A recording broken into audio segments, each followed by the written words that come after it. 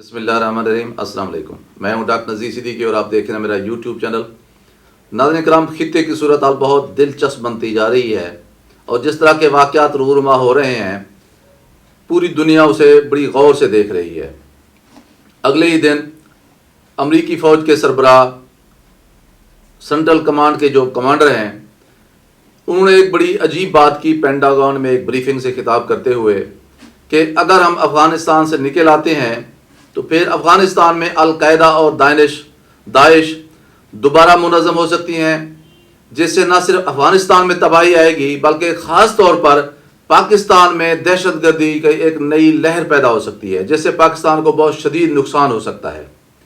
دراصل اس بیان کا مقصد پاکستان کو یہ میسج کنوے کرنا تھا کہ پاکستان بہت خطرات سے گھرا ہوا ہے، پاکستان کو دباؤ میں لانا تھا۔ اس کے پیچھے دراصل امریکہ کی یہ فوج جو ہے سوچ یہ کار فرما تھی کہ پاکستان کے اوپر پریشر ڈالا جائے اور اس سے فضائی اڈے لیے جائیں تاکہ امریکی افواج جب افغانستان سے نکلیں تو پھر پاکستان کی ایئر بیسز پر اپنے ڈرونز بھی رکھ سکیں، اپنی افواج بھی رکھ سکیں اور وہاں سے افغانستان پر نگاہ رکھ سکیں، اور اس کے علاوہ چین اور پاکستان کو بھی ضرورت پڑنے پر نشانہ بنایا جا سکے۔ ماضی میں بھی آپ جانتے ہیں کہ شمسی ایئر بیس سے ڈرونز جو ہے وہ پروازیں بھر کر پاکستان پر بھی حملے کرتے تھے اور افغانستان میں بھی حملے کرتے تھے، اور یہ کوئی زیادہ دور کی بات بھی نہیں ہے۔ لیکن آپ جانتے ہیں کہ یہ آج 20 سال کے بعد کا پاکستان ہے، 20 سال والا پہلا پاکستان نہیں ہے کہ ایک ٹیلی فون کے اوپر ڈھیر ہو جایا کرتا تھا۔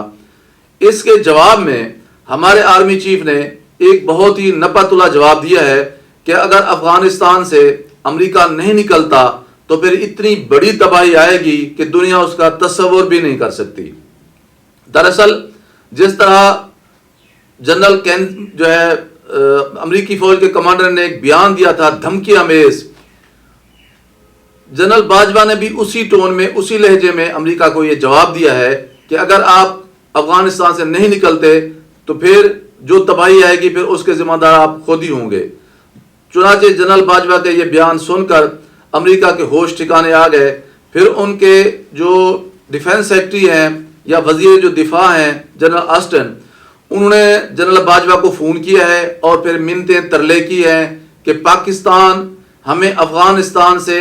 اپنی افواج اور نیٹو کی افواج نکالنے میں ہماری مدد کرے تاکہ ہماری افواج وہاں سے پرامن طور پر نکل سکیں اور ہم اپنا وہاں سے فوجی ساز و سامان وہ بھی بحفاظت باہر لے کر جا سکیں۔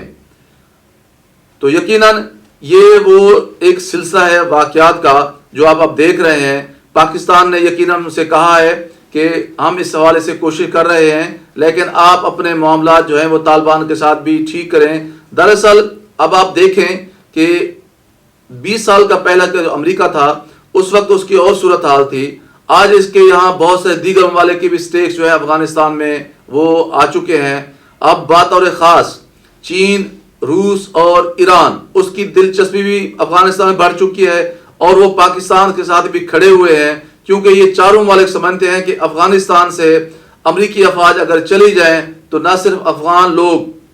افغان شہری، وہاں کی عوام آزادانہ طور پر اپنے مستقبل کا فیصلہ کر سکیں گے، بلکہ ضرورت پڑنے پر چین اور روس